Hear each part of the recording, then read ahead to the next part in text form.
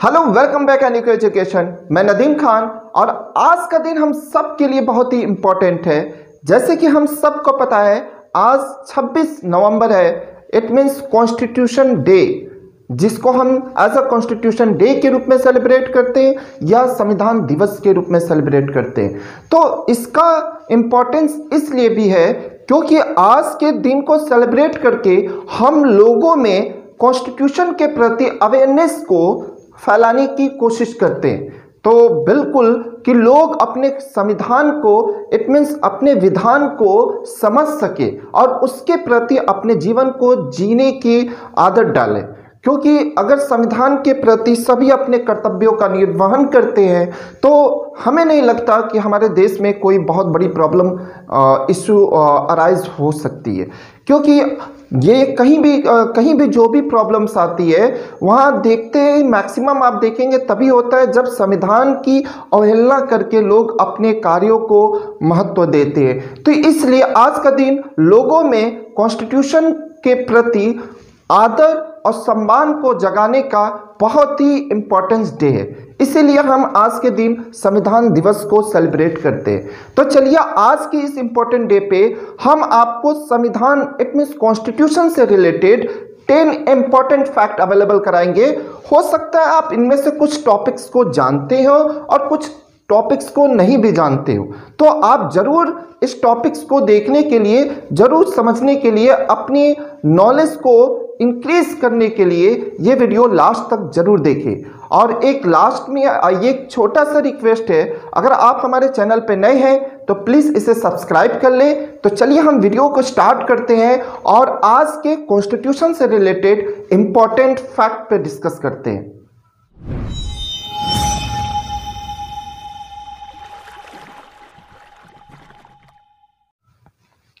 तो आज है हमारा, आज भारत के संविधान पे ही हम बात करेंगे। देखिए क्या है, संविधान जो है वो सबसे सर्वोच्च है।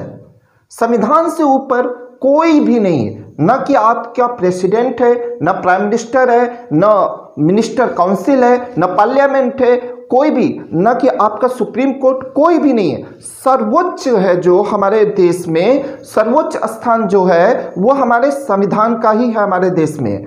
तो ये इम्पोर्टेंस है हमारे कॉन्स्टिट्यूशन की हमारे देश में। चलिए हम पहले फैक्ट पे अगर बात करें अपने, तो संविधान जो है वो हमारे देश का जो कॉन्स्टिट्यूशन है वो हैंड रिटेन है। इट मीन्स हाथों से लिखा गया है, न कि किसी मशीन की स्क्रिप्ट है। और इसे बाकायदा प्रेम बिहारी नारायण रायजादा ने अपने हाथों से, बल्कि इटैलिक स्टाइल में इसे लिखा था। और इसके पन्नों को शांति निकेतन के 2 कलाकार, बहुत ही मशहूर कलाकार व्यवहार राम मनोहर सिन्हा और नंदलाल बोस ने अपने हाथों से कॉन्स्टिट्यूशन के हर एक पेज की डिजाइन की हुई है।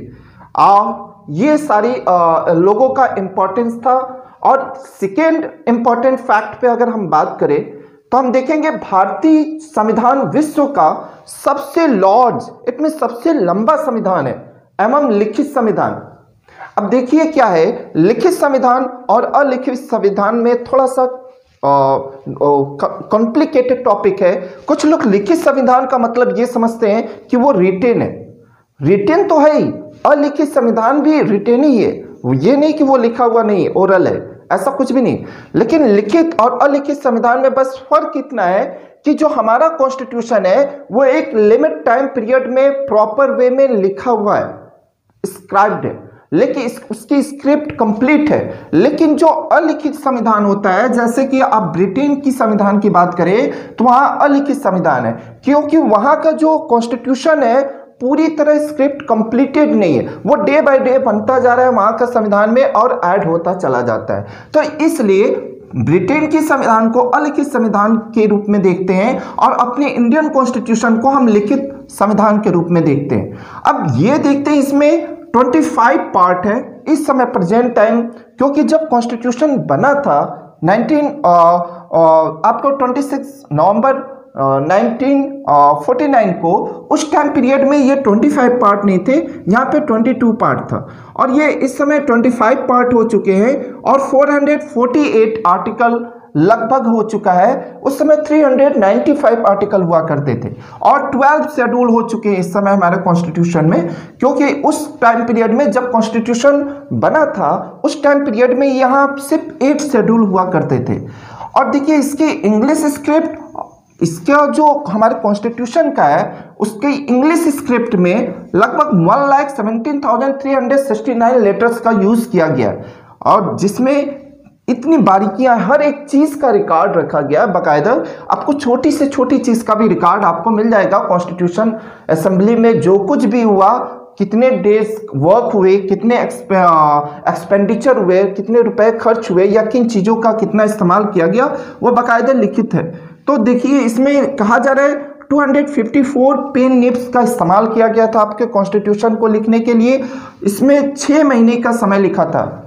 6 महीने का समय, 6 महीने का समय किस चीज़ में लगा? उसको स्क्रिप्ट को लिखने में 6 महीने का समय लगा, पूरे ड्राफ्ट को तैयार करने में नहीं। ठीक है, पूरे कार्य पर जो कॉन्स्टिट्यूशन की पूरी प्रोसेस थी उसमें 6.3 करोड़ रुपए का आपका खर्च हुआ ओवरऑल। ठीक है, तो इस तरह हमने देखा अपने सेकेंड पॉइंट में कि हमारे इंडिया का कॉन्स्टिट्यूशन वर्ल्ड में सबसे लार्ज कॉन्स्टिट्यूशन है। क्यों ना हो? क्योंकि हमने ऑलरेडी यहाँ पे अगर आप देखेंगे तो इंडिया का कॉन्स्टिट्यूशन मोस्टली जो कॉन्स्टिट्यूशन राइटर्स थे उन्होंने विश्व के लगभग 60 से ज़्यादा मुल्कों के कॉन्स्टिट्यूशन को रीड किया था, अच्छे से उसे स्टडी किया था और उसमें से बहुत सारे देशों से, लगभग 10 से ज़्यादा देशों से, मुल्कों से वहाँ के संविधान की बहुत सारे प्रोविज़न को हमने अडॉप्ट किया है और इस तरह हमने सारे प्रोविज़न बना के रख लिए हैं इन द फ्यूचर तक। तो इसलिए हम कहते हैं हमारा कॉन्स्टिट्यूशन बहुत ही लार्ज हो गया है। और लगभग 1935 के जो कॉन्स्टिट्यूशन बनाया गया था ब्रिटिश रूल में, उस टाइम पीरियड के ही मैक्सिमम 200 से 250 आर्टिकल ले लिए गया एज, तो इसलिए हमारा कॉन्स्टिट्यूशन बहुत ही लार्ज हो गया। और लिखित संविधान है क्योंकि एक लिमिट टाइम पीरियड में इसे बनाया गया है और हमारे संविधान में लगभग इतने 25 पार्ट है, 448 आर्टिकल प्रेजेंट टाइम में हम बात करें और 12 शेड्यूल्स है। और इसकी स्क्रिप्ट जो है वो टोटल 1,17,369 लेटर्स में है, जिसमें 254 पेन निब्स का इस्तेमाल किया गया और इसकी स्क्रिप्ट को कंप्लीट करने में लगभग 6 महीने का समय लगा और इसमें टोटल जो कॉस्ट आएगी इसको बनाने में तो वो 6.3 करोड़ रुपए का खर्च किया गया था। ये हमारा सेकेंड फैक्ट था। अब नेक्स्ट फैक्ट पे अगर हम बात करें, थर्ड फैक्ट पे, हमारी संविधान की जो हमारी कॉन्स्टिट्यूशन है उसकी इंग्लिश एंड हिंदी दोनों संस्करण, देखिए इंग्लिश में भी स्क्रिप्ट है और हिंदी स्क्रिप्ट भी है। दोनों जो स्क्रिप्ट है वो असली कॉपी, जो हैंड रिटेन कॉपी है, वो आज भी आपको संसद भवन की लाइब्रेरी में हीलियम के बॉक्स में रखी हुई है। ठीक है, संसद की लाइब्रेरी के हीलियम के बॉक्स में सेफ तरीके से रखी हुई है वो कॉपी जो हैंड रिटेन है, पब्लिश्ड नहीं, hand retain copies, original copies. शायद ये आप फैक्ट जानते रहे हो या नहीं जानते रहे हो, तो अब जान लीजिए। चलिए नेक्स्ट फैक्ट पे अगर हम बात करें तो संविधान सभा जो कॉन्स्टिट्यूशन असेंबली थी, वो संविधान सभा की पहली बैठक जो है वो 9 दिसंबर 1946 को हुई थी और इसे बनाने में, पूरी कॉन्स्टिट्यूशन को बनाने में जो समय लगा हमारा 2 वर्ष 11 महीने 18 दिन का समय लग गया। लगभग 3 साल भी कह सकते, लगभग 3 साल के आसपास का समय लग गया हमारे कॉन्स्टिट्यूशन को बनाने में। और इसमें देखेंगे तो आपको ये कॉन्स्टिट्यूशन में बहुत सारे लोगों का रोल रहा है, बहुत सारे इंपॉर्टेंट लोगों का रोल रहा है, वो आगे हम डिस्कस करेंगे आपको नेक्स्ट फैक्ट में। नेक्स्ट फैक्ट देखते हैं, fact number fifth fact number में अगर हम बात करें तो संविधान सभा में कुल सदस्यों की संख्या 389 थी।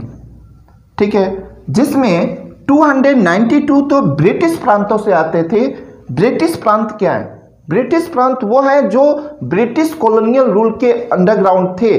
ठीक है, जहां ब्रिटिश गवर्नमेंट का वो जैसे कि स्टेट थे, तो वो ब्रिटिश प्रांतों से 292 मेंबर्स आते थे एंड 4 चीफ कमिश्नर एरिया से थे, प्रतिनिधि थे और 93 जो है 93 देशी रियासतों के प्रतिनिधि थे। ये संख्या जो कौन सी संख्या, जो 389 की जो संख्या है, देखिए कि जो 9 दिसंबर 1946 में हमारे कॉन्स्टिट्यूशन की पहली बैठक तो हो जाती है, कॉन्स्टिट्यूशन बनाने का काम शुरू हो जाता है। बीच में ही आपको देखेंगे जब इंडिया और पाकिस्तान के डिवीज़न की बात हो जाती है 1947 में, जब हमारा देश इंडिपेंडेंट होता है, उस दौरान इंडिया और पाकिस्तान अलग अलग डिवाइड हो जाते हैं। तो उस टाइम पीरियड में संविधान सभा भी डिवाइड हो जाती है और हमारे संविधान सभा के कुछ मेंबर्स पाकिस्तान में चले जाते हैं। तो घटकर जो उस समय हमारे मेंबर्स बच जाते हैं वो लगभग 299 मेंबर्स रह जाते हैं after dividing of the country. मतलब कंट्री के डिवाइड होने के बाद जो संविधान सभा में जो मेंबर रह गए वो लगभग 299 रह गए। ये हमारा फैक्ट नंबर 5 था। प्लीज़ अगर आपको ये फैक्ट अच्छे लग रहे हैं और कुछ इंटरेस्टिंग नॉलेज मिल रही है तो प्लीज़ एक लाइक ज़रूर करें हमारे इस वीडियो को, ठीक है। बहुत ही एनालिसिस करके आपको बहुत ही सर्च करके ये सारे फैक्ट अवेलेबल कराए जा रहे हैं। तो चलिए फैक्ट नंबर 6 पे अगर हम बात करें, भारत का संविधान 26 नवंबर 1949 को बनकर तैयार हो गया। यह हम सबको अच्छी तरह पता है। हमारा कॉन्स्टिट्यूशन 26 नवंबर 1949 को कंप्लीट तो हो गया, लेकिन आधिकारिक रूप से इसे जो लॉन्च किया गया, इट मींस लागू किया गया, वो 26 जनवरी 1950 को लागू किया गया। ऐसा क्यों किया गया?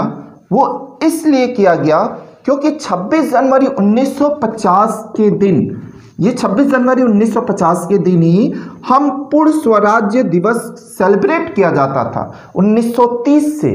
क्योंकि 1929 में जो लाहौर अधिवेशन हुआ था कांग्रेस का, उस समय पंडित जवाहरलाल नेहरू ने पूर्ण स्वराज्य की मांग की थी और 26 जनवरी को एज अ स्वतंत्रता दिवस सेलिब्रेट किया था। उसीलिए हर साल 1930 से हम हर साल पूर्ण स्वराज्य दिवस के रूप में मनाते आ रहे थे। तो इसीलिए चूंकि हमें आज़ादी तो 15 अगस्त को मिल गई, तो इसलिए जो दिवस हम पूर्ण स्वराज्य दिवस के रूप में मना रहे थे उसे भी हमें यादगार बनाने के लिए हमने कॉन्स्टिट्यूशन तो बनके आपका 26 नवंबर 1949 को ही बनकर तैयार हो गया, लेकिन पूर्ण स्वराज्य दिवस को एक यादगार बनाने के लिए हमने 26 जनवरी 1950 को कॉन्स्टिट्यूशन को इम्प्लीमेंट करने की, मतलब आधिकारिक अनाउंसमेंट करने का डेट रख दिया गया।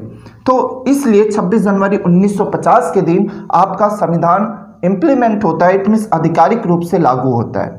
तो चलिए अब नेक्स्ट फैक्ट की अगर हम बात करें, जो बहुत ही इंपॉर्टेंट फैक्ट है, देखते हैं। भारतीय संविधान को अंतिम रूप देने से पहले इसे चर्चा और बहस में लगभग 2000 से अधिक संशोधन किए गए। मतलब जब कॉन्स्टिट्यूशन के सभी को ड्राफ्ट दे दिया गया था, जितने सारे ड्राफ्ट बनकर आए, तो आखिरी जो कंप्लीट जो स्क्रिप्ट था उसको देने से पहले हमने क्या किया, इसमें लगभग 2000 अमेंडमेंट, इट मीन्स संशोधन, कॉन्स्टिट्यूशन अमेंडमेंट इसमें लाए गए। 2000 संविधान संशोधन किए गए। और नेक्स्ट फैक्ट पे अगर जो हम बात करें अपने, तो ये है हमारे भारतीय संविधान पे संविधान सभा के 284 सदस्यों के हस्ताक्षर है। कब? जब 26 नवंबर 1949 को बनके तैयार हो गया हमारा कॉन्स्टिट्यूशन, और उसके बाद 24 जनवरी 1950 में जब एक तो 26 नवंबर को भी सबसे सिग्नेचर कराए गए, और 24 जनवरी 1950 को जब सभी जितने सदस्य उपस्थित थे उन्होंने संविधान पे जो सिग्नेचर करके अपनी अनुमति प्रदान की संविधान को लागू करने की, तो वो उस समय जो संविधान सभा में जितने लोग उपस्थित थे वो लगभग 284 थे। चूंकि हम जानते हैं 299 टोटल सदस्य थे, लेकिन 299 सदस्य में से उस दिन जिस दिन हस्ताक्षर किए जा रहे थे संविधान पे, उस दिन सिर्फ 284 सदस्य ही अवेलेबल थे, जिसमें से 15 वीमेन थी, इट मीन्स 15 महिलाएं भी थी। ठीक है, इन लोगों के सिग्नेचर के बाद उन्होंने अपनी अनुमति दी संविधान को आधिकारिक रूप से लागू करने की। ठीक है, और नेक्स्ट फैक्ट की अगर हम बात करें संविधान से रिलेटेड, तो 24 जनवरी 1950 को संविधान सभा की अंतिम बैठक थी। अभी मैंने बताया जिस दिन इन्होंने सिग्नेचर किया, और अंतिम बैठक, और इसी दिन संविधान सभा के द्वारा डॉक्टर राजेंद्र प्रसाद को भारत का प्रथम राष्ट्रपति चुन लिया गया।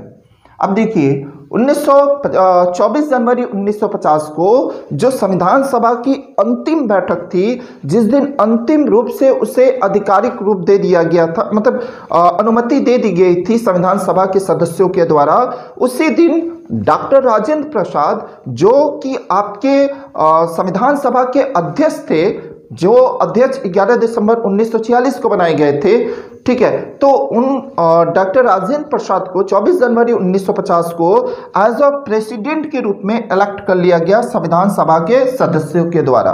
तो आप देखेंगे लगभग इसीलिए क्योंकि चुनाव तो बाद में हुए ना, क्योंकि चुनाव जो हुए प्रेसिडेंट के 1952 में हुए, इसीलिए आप देखते हैं कि जो डॉक्टर राजेंद्र प्रसाद का जो कार्यकाल है लगभग आपको 12 साल का मिलेगा, क्योंकि पहले तो 24 जनवरी 1950 को संविधान सभा की सर्वसम्मति से इनको इलेक्ट कर लिया गया, फिर 1952 में इलेक्शन कराए गए, फिर उसके बाद उस समय भी जीत गए, 1952 में भी इन्होंने जीत गए, पूर्ण सहमति से ही जीत गए, कोई इनका विरोध भी नहीं था और लोगों ने इन्हें अपनी सम्मति से ही इन्हें पूर्ण बहुमत से इन्होंने जीत लिया था इलेक्शन को। और इसके बाद 1957 में जब इलेक्शन हुए प्रेसिडेंट के, तो भी ये जीत गए थे। तो इसलिए इस तरह इनका टोटल जो कार्यकाल रहा वो 12 साल का रहा। चलिए अगर नेक्स्ट फैक्ट की हम बात करें एंड लास्ट जो हमारा फैक्ट है, डॉक्टर भीमराव अंबेडकर बहुत ही सुलझे हुए इंसान और बहुत ही एक साफ छवि और बहुत ही कहते हैं ना संविधान के लिए सबसे इम्पोर्टेंट और जिन्होंने अपना अहम रोल निभाया। क्या कहें इनके लिए, जो भी शब्द आप इस्तेमाल करेंगे अपने देश के संविधान में, जो इनकी भूमिका है, किसी भी शब्द से इनकी जो भूमिका है उसे व्याख्या नहीं की जा सकती।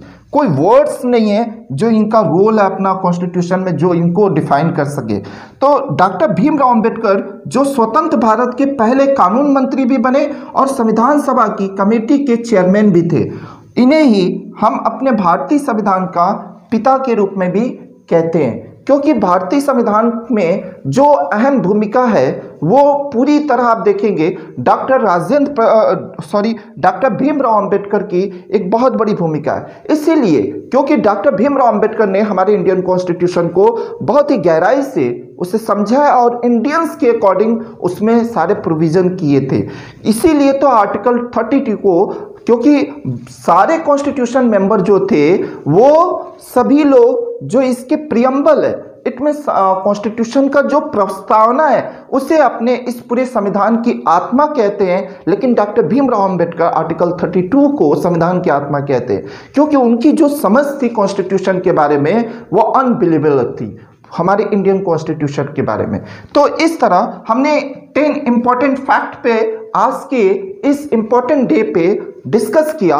मुझे उम्मीद है कि ये आपको बहुत पसंद आया होगा और इसीलिए आज के दिन हम समाज में जागरूकता को बढ़ाने के लिए, संविधान के प्रति जागरूकता को बढ़ाने के लिए ही 26 नवंबर को एज अ संविधान दिवस के रूप में सेलिब्रेट करते। तो मुझे उम्मीद है कि आज का हमारा ये 10 इंपॉर्टेंट फैक्ट जो कॉन्स्टिट्यूशन से रिलेटेड था आपको बहुत ही पसंद आया होगा। तो अगर अच्छा लगा हो तो प्लीज़ हमारे इस वीडियो को लाइक करें और अगर अभी तक आपने हमारे चैनल को सब्सक्राइब नहीं किया है तो प्लीज़ सब्सक्राइब कर लें। और अगर इसी तरह इंटरेस्टिंग वीडियो चाहते हैं तो अगला किस टॉपिक पे आप वीडियो चाहते हैं मुझे कमेंट में ज़रूर बताएं। और अगर इस टॉपिक में और भी कुछ डाउट हो आपको हमारे इंडियन कॉन्स्टिट्यूशन में तो भी आप मुझे कमेंट में पूछ सकते हैं। तो चलिए हम आपसे मिलेंगे अपने नेक्स्ट वीडियो में, तब तक के लिए जय हिंद।